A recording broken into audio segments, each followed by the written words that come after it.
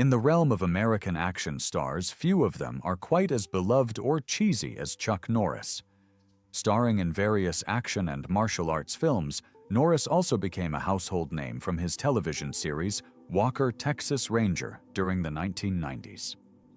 Despite all the genuine love he gets, though, Norris has also been the subject of intense parody for the silliness associated with his style of films. Not only that, his personal life has been far more divisive. Keep watching to find out more about the legend of Chuck as now. At 84, Chuck Norris's daughter finally confirms what we thought all along. There's more to Chuck Norris than meets the eye, and his personal life is far more interesting and troubling than one might expect. This complexity stemmed from his childhood.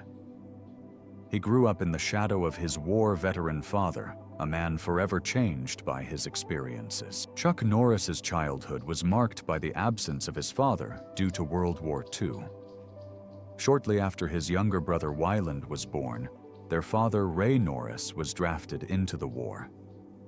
In his memoir, Against All Odds, My Story, Norris recounted the anguish his family experienced when they received the dreaded news that Ray was MIA. When Ray eventually returned, his experiences in the war weighed heavily on him, exacerbating his struggles with alcohol addiction. Norris vividly described the challenges his family faced due to his father's alcoholism. He recalled distressing incidents such as his father threatening his for money. When he was drunk, little things often sent him into a rage, Norris wrote. While Mom tried to calm him down, Wyland and I hid in the bedroom. Despite the turmoil at home, Norris found solace and inspiration in the cowboys he saw on the big screen. He idolized these characters, seeing them as positive role models, in contrast to his father's negative influence. Reflecting on his upbringing, Norris praised his mother's strength, while acknowledging the difficulties of growing up with a father trapped in a cycle of drinking abuse and unfulfilled apologies. He learned the hard way that his father wasn't going to change. In his memoir, Against All Odds, My Story, Chuck Norris candidly recounted the struggles his family faced due to his father's alcoholism. Despite harboring hope that his father would eventually stop drinking, Norris came to the painful realization that it was unlikely to happen. He recalled a particularly frightening incident when his intoxicated father decided to drive the family back to Arizona from Oklahoma one night. As his father recklessly maneuvered the car while intoxicated, Norris's mother pleaded with him to stop fearing for their safety.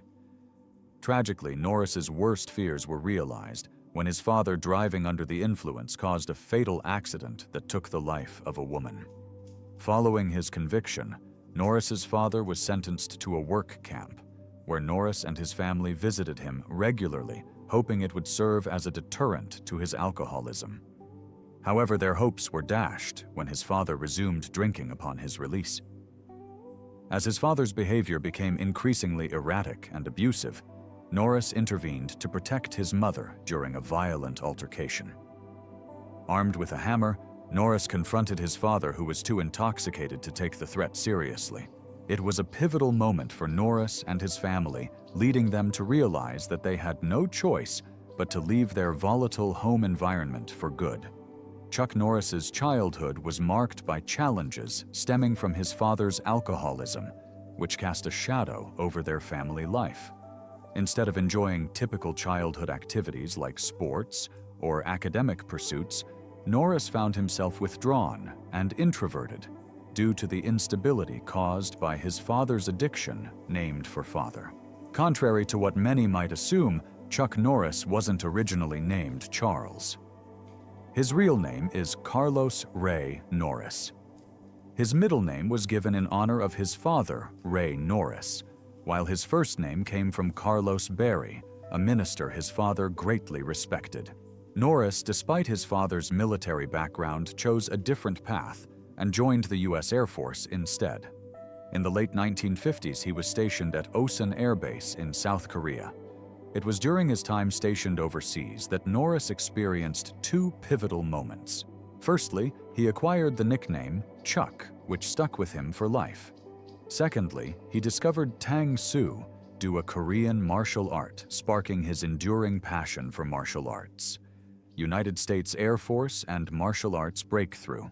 After joining the United States Air Force in 1958, Chuck Norris was stationed at Osan Air Base in South Korea, where he served as an air policeman. It was during this time that he acquired the nickname Chuck and began his training in Tang Soo Do, a martial art that would later become the foundation for his own Chun Kuk Do universal waveform. Upon returning to the United States, Norris continued his service at March Air Force Base in California before being discharged in August 1962 with the rank of Airman First Class. Following his military career, Norris pursued a career in law enforcement and applied to become a police officer in Torrance, California. While awaiting placement, he opened his own martial arts studio where he began to hone his skills and participate in competitions. Despite initial setbacks, Norris persevered and gradually improved his performance, eventually achieving significant victories in tournaments such as the International Karate Championships and S. Henry Cho's All-American Karate Championship. In addition to his martial arts pursuits, Norris also worked for the Northrop Corporation and established a chain of karate schools. His schools attracted a notable clientele, including celebrities like Steve McQueen, Bob Barker, and Priscilla Presley. In early 1968, Chuck Norris experienced the final loss of his competitive martial arts career, suffering an upset decision to Louis Delgado. However, on November 24, 1968, Norris avenged this defeat and claimed the professional middleweight karate champion title, which he held for an impressive 6 consecutive years. Just a few months later, on April 1, 1969, Norris successfully defended his All-American Karate Championship title in a round-robin tournament held during the Karate Tournament of Champions of North America. In the same year, Norris secured his 2nd consecutive victory at the All-American Karate Championship, marking the end of his competitive career with an undefeated record. Throughout his time as a competitor, Norris had the opportunity to meet and develop a friendship with Bruce Lee, known for his role in the TV series The Green Hornet. Their friendship extended beyond personal connections to include training and collaboration in the martial arts realm. In 1969, Norris continued his dominance in the martial arts world by successfully defending his title as world champion at the International Karate Championship held during the first weekend of August. This prestigious competition attracted champions from across the United States and several international participants for the preliminaries. Norris not only retained his title, but also earned karate's Triple Crown for achieving the most tournament wins of the year. Additionally, he was honored with the Fighter of the Year award by Black Belt magazine for his outstanding contributions to the sport.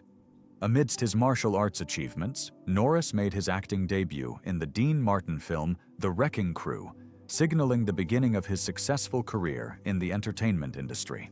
Early roles and breakthrough. In 1972, Chuck Norris made a significant breakthrough in his acting career by portraying Bruce Lee's nemesis in the martial arts masterpiece Way of the Dragon, released as Return of the Dragon in the U.S.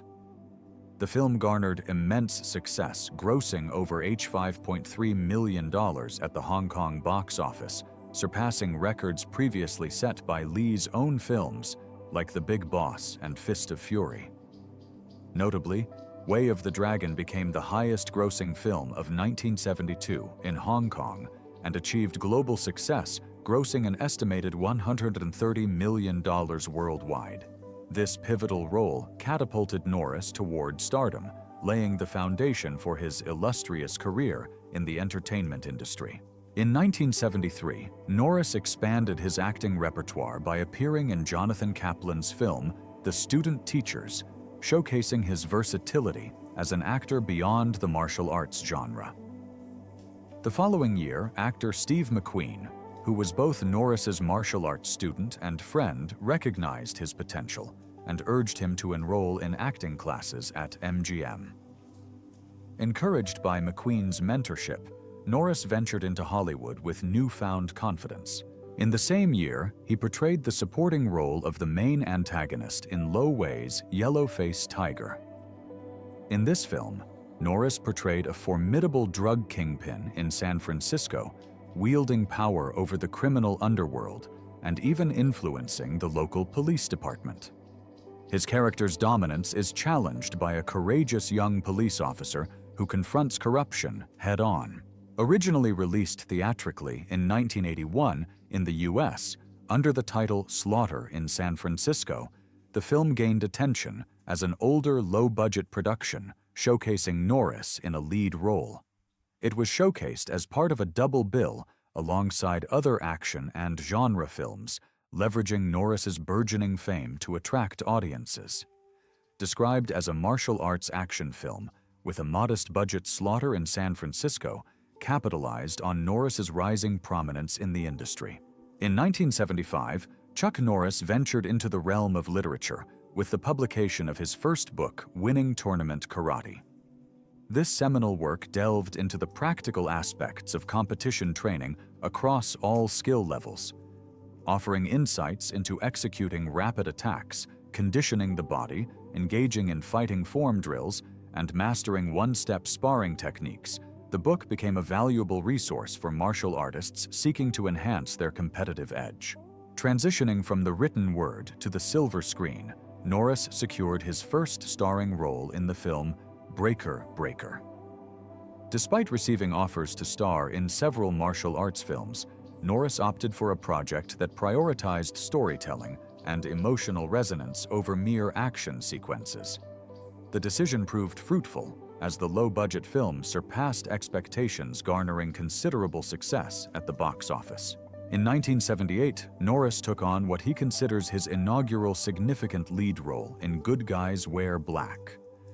Despite facing reluctance from major studios to distribute the film, Norris and his team adopted an unconventional approach, renting theaters themselves and reaping the financial rewards directly.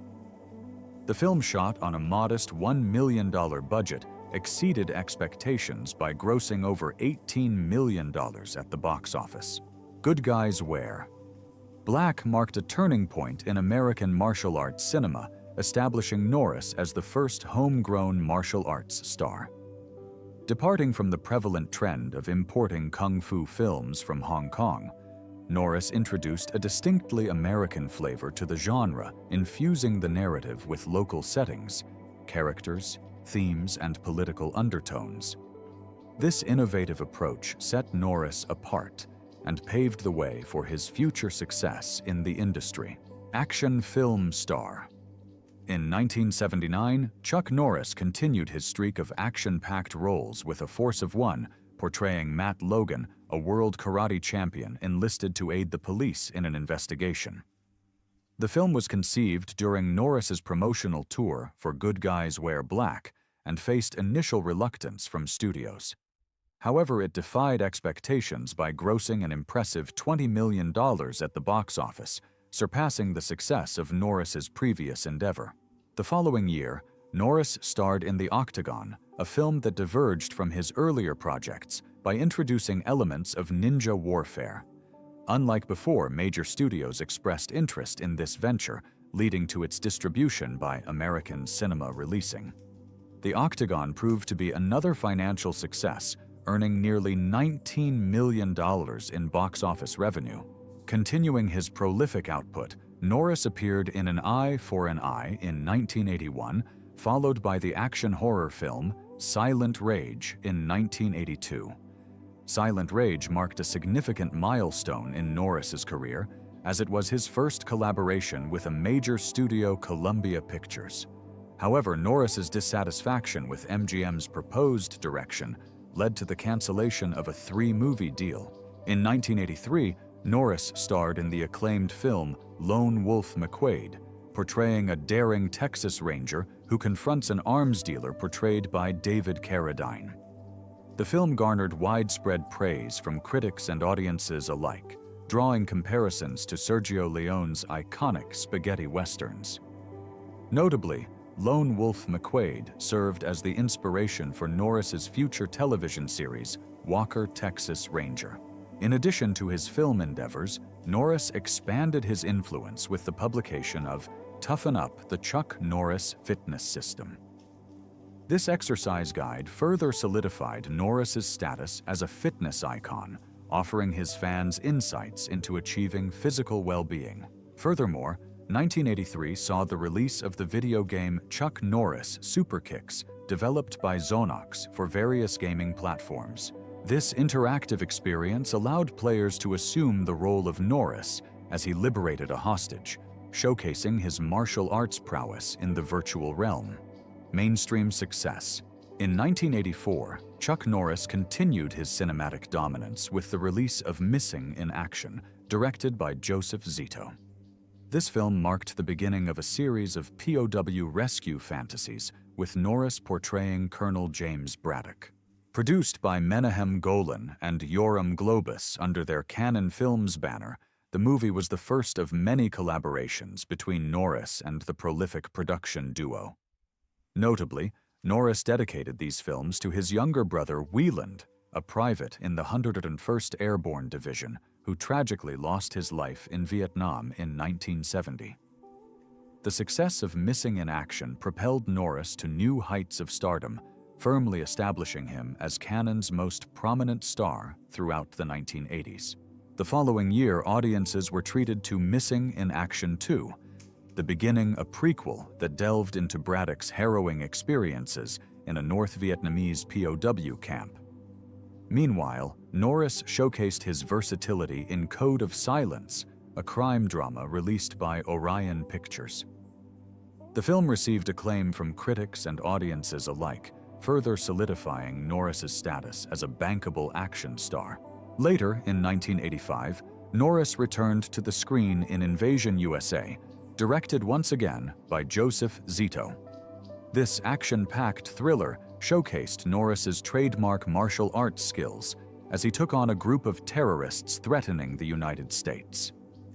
The film, with its pulse-pounding action sequences, resonated with audiences and contributed to Norris's growing reputation as a box office draw.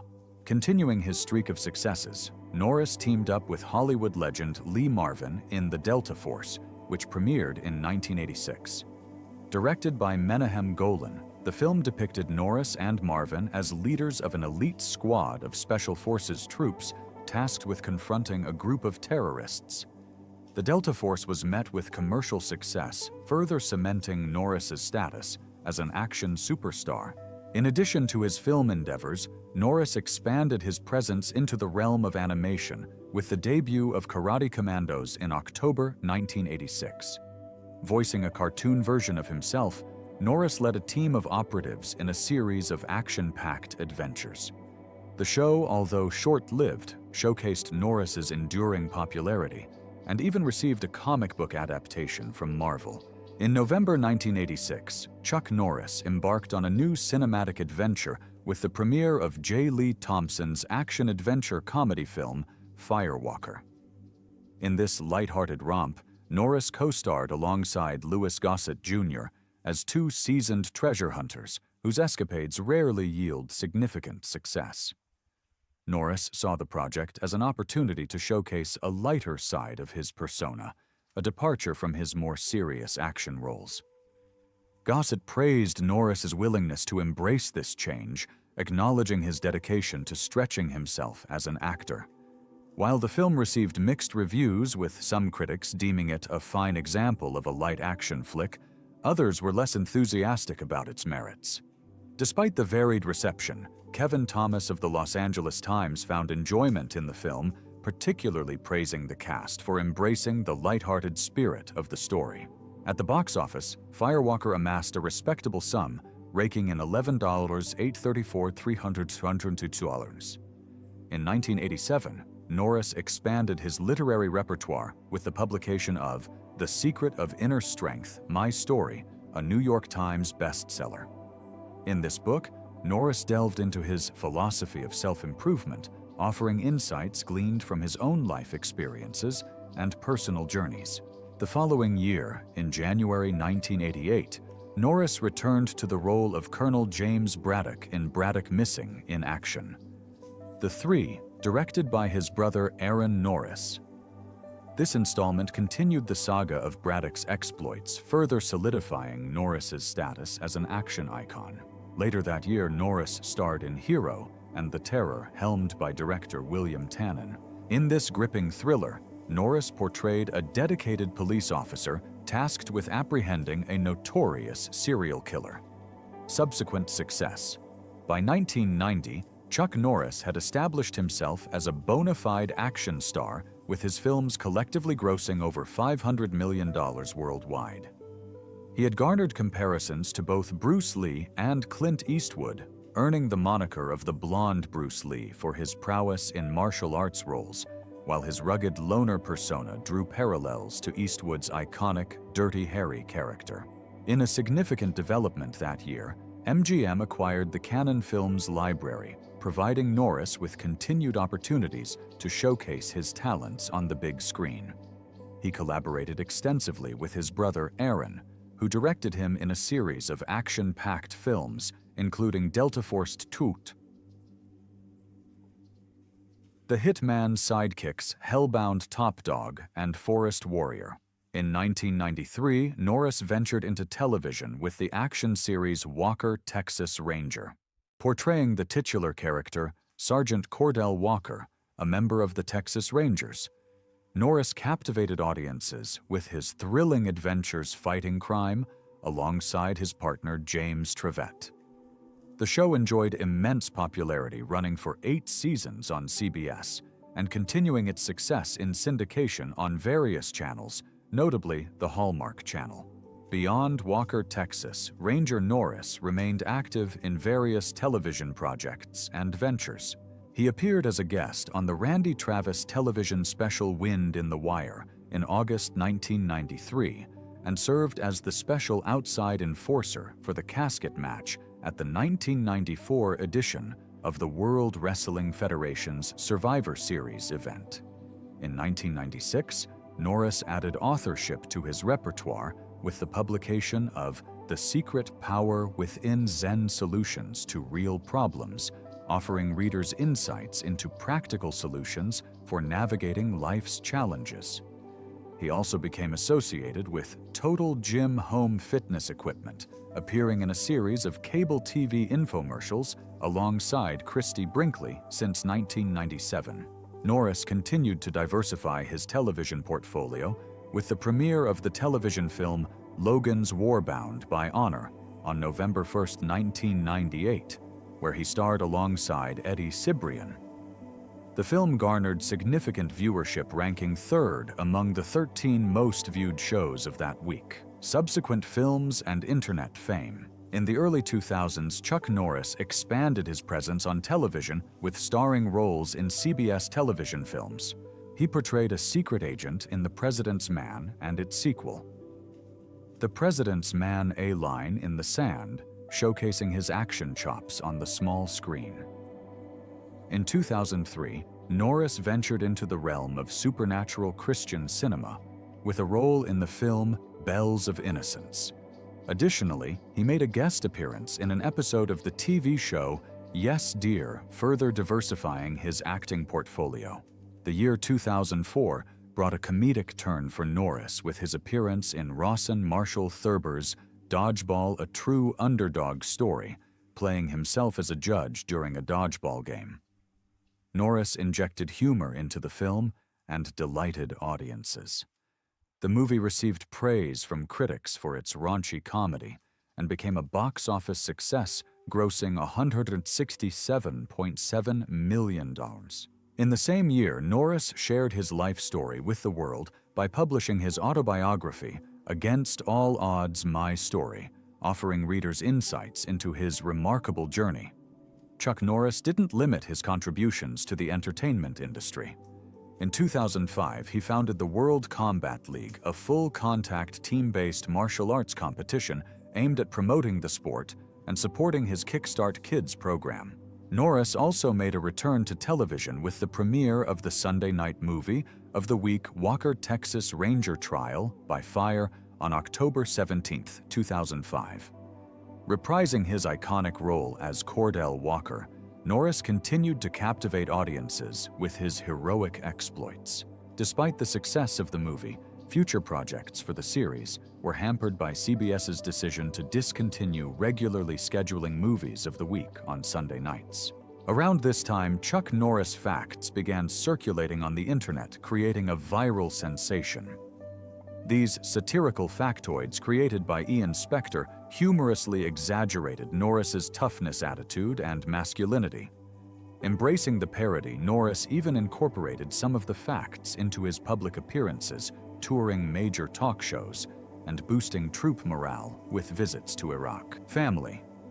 Despite his successful career, his personal life is not always easy for him. Norris tied the knot with his high school sweetheart, Diane K. Holchek, in December 1958, at the young ages of 18 and 17, respectively.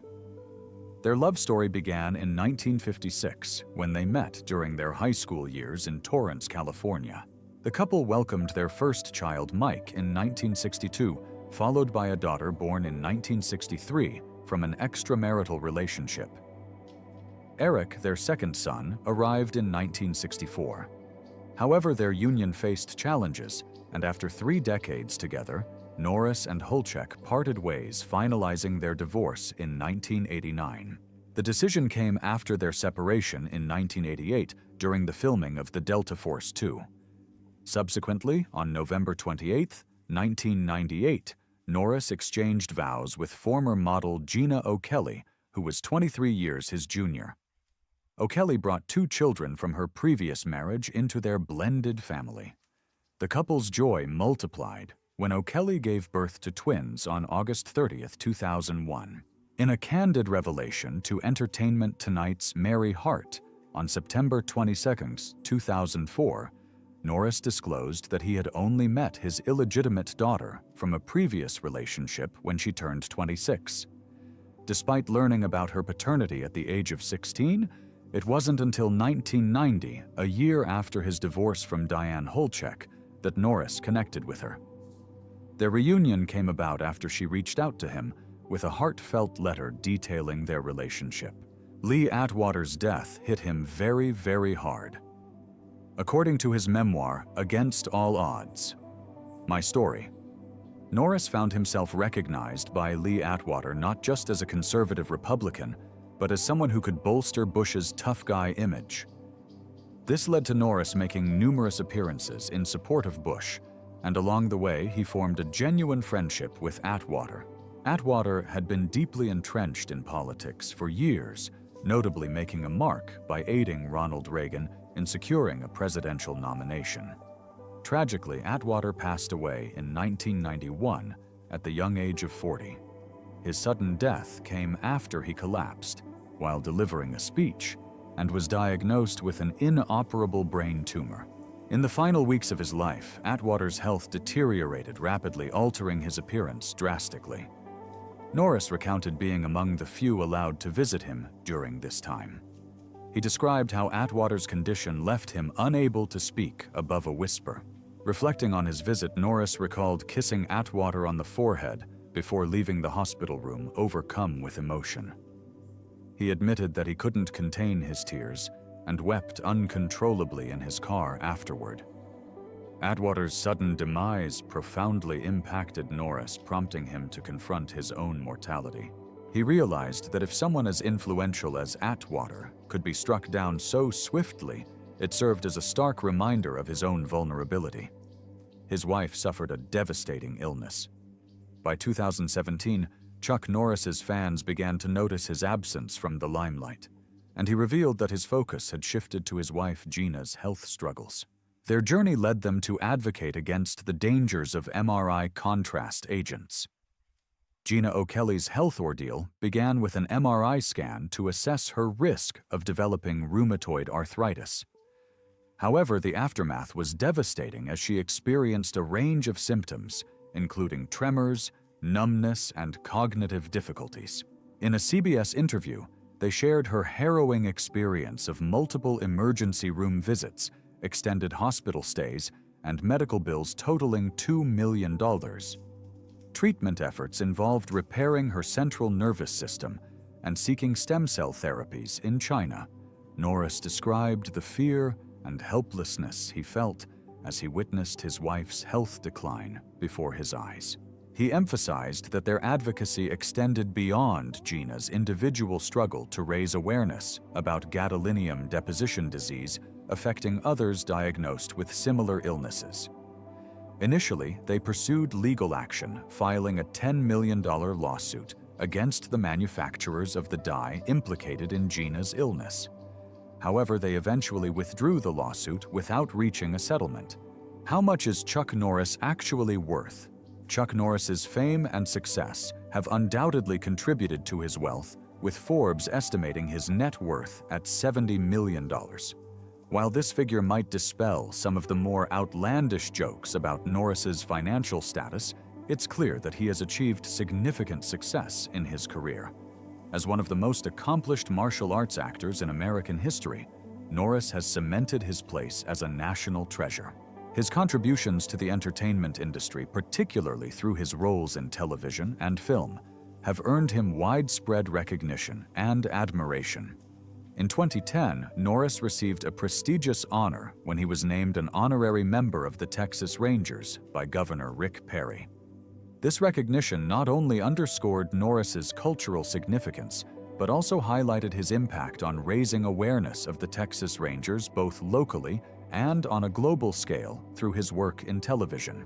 Chuck Norris is staying active and feels 48 on 84th birthday. Chuck Norris, now 84, isn't showing any signs of slowing down. In fact, he feels decades younger than his age suggests. The legendary actor and martial artist, known for his tough guy persona in pop culture, celebrated his 84th birthday by showcasing his enduring vitality in a video posted on Instagram. In the video's caption, Norris expressed that he's feeling good and staying active. The footage demonstrates his impressive boxing skills, accompanied by the remark, "You know, I'm 84 today, but I feel like I'm 48. Despite his last action movie appearance being in 2012's The Expendables 2, alongside iconic action stars like Sylvester Stallone and Arnold Schwarzenegger, Norris has maintained his physical prowess. While his on-screen appearances have been limited in recent years, Norris has continued to prioritize his health and fitness. However, fans were thrilled when he announced his return to film in the upcoming movie Agent Recon, where he will portray the character Captain Alistair. It's evident that Norris remains dedicated to his craft and eager to entertain audiences once again. What are your thoughts on Chuck Norris and his legendary career? Share your favorite Chuck Norris moment or memory in the comments below, and don't forget to like and subscribe for more updates on the incredible life and legacy of this Hollywood legend. See you next time.